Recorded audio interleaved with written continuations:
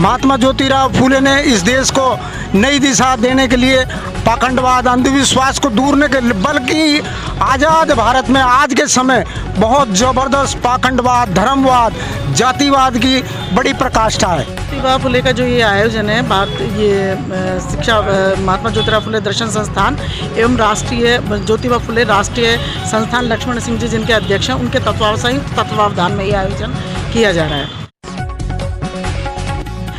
हर वर्ष ही किया जाता है, उनकी पुण्यतिथि पर भी और उनकी जन्मतिथि पर भी। आज उनकी 131वीं पुण्यतिथि है, उसके पर ये आयोजन किया जा रहा है। और जैसे कि अभी डॉक्टर महेश शर्मा जी ने बात भी कही थी कि सही बात है कि उन्होंने जाति को तोड़ने की सबसे पहले बात की, लेकिन शिक्षा का चाहे मुद्दा बाद में आया हो, लेकिन उनको ये लगने लग गया कि जाति को तोड़ने के लिए, जातिवाद को दूर करने के लिए, ब्राह्मणवाद जो एक व्यवहार में है उसको दूर करने के लिए शिक्षा का होना बेहद ज़रूरी है।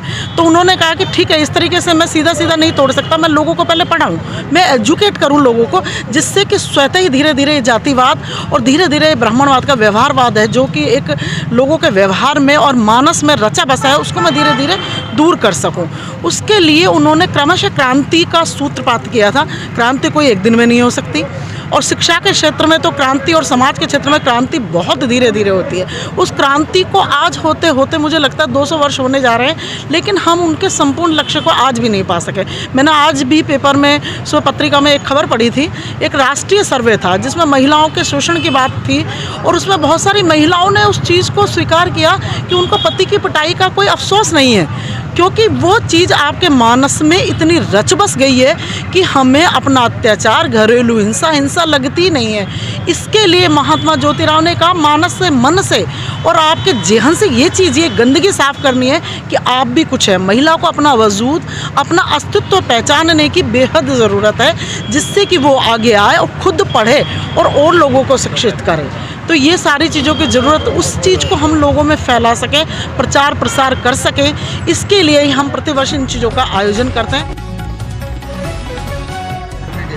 ज्योतिबा फुले, जिसको कि हमारे डॉक्टर भीमराव अंबेडकर अपना गुरु मानते थे, उन्होंने उस समय जाति तोड़ने का काम किया।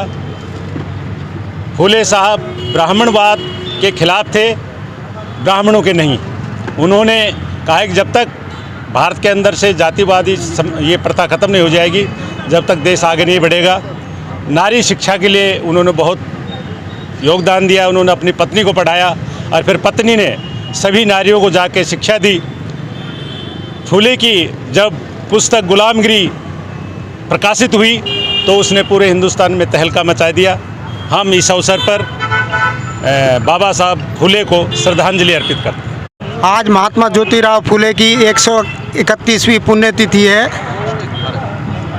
महात्मा ज्योतिराव फुले दर्शन संस्थान अलवर द्वारा आयोजित इस कार्यक्रम में लगभग 21 वर्षों से ये मूर्ति की स्थापना की गई है, जिसका उद्घाटन मान्यवर साहब काशीराम जी द्वारा किया गया था।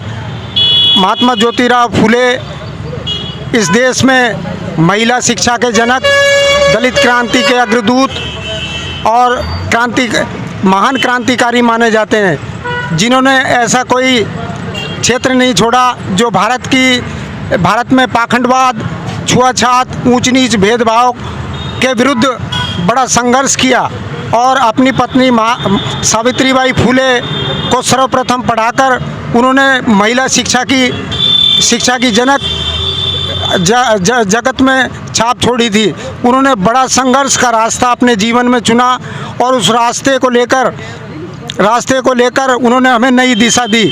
आगे चलकर बाबा साहब डॉक्टर अंबेडकर ने उनकी जो शिक्षाएं और उनकी जो बातें थी वो भारत के संविधान में सम्मिलित कर हमारे देश को एक नई दिशा प्रदान की। महात्मा ज्योतिराव फुले का हम कोटि कोटि नमन करते हैं। महात्मा ज्योतिबा फुले के विचारों को आज कुचला जा रहा है, क्योंकि इस देश में पाखंडवाद की बड़ी धूम है। क्योंकि पाखंडवाद इस देश के अंदर ढोल बजाया जा रहा। महात्मा ज्योतिराव फुले कहते हैं कि ये जो धार्मिक ग्रंथ हैं, इस देश में असमानता की जो रूह है उसके आधार पर ऐसा लगता है कि जो देश में छुआछात, भेदभाव वो बहुत तेज़ी के साथ फैला हुआ है। आज हम महात्मा ज्योतिराव फुले की 131वीं पुण्यतिथि मना रहे हैं। महात्मा ज्योतिराव फुले जो है फूलों की खेती करते थे, इसलिए उनके पीछे फुले शब्द लगा। महात्मा ज्योतिराव और सावित्री बाई के छोटी उम्र में शादी हो गई थी। महात्मा ज्योतिराव फुले बीच शिक्षा प्राप्त करते हुए बीच में एक आध बार उनकी शिक्षा छूटी भी, कारण कि जो है पारिवारिक स्थिति, आर्थिक स्थिति अच्छी नहीं थी, इसलिए उन्होंने शिक्षा बीच में छोड़ी और फिर पुनः उन्होंने शिक्षा प्राप्त की। महात्मा ज्योतिराव फुले के विचारों पर, उनके सिद्धांतों का पालन करना चाहिए, उनके कहे हुए मार्ग पर चलना चाहिए। महात्मा ज्योतिराव भारत के ही नहीं, शिक्षा के जगत में जागृति लाने वाले विश्व भर के महान विद्वानों में माने जाते हैं। महात्मा ज्योतिराव ने गुलामगिरी नामक एक पुस्तक लिखी जो अपने आप में बहुत ही सार्थक है।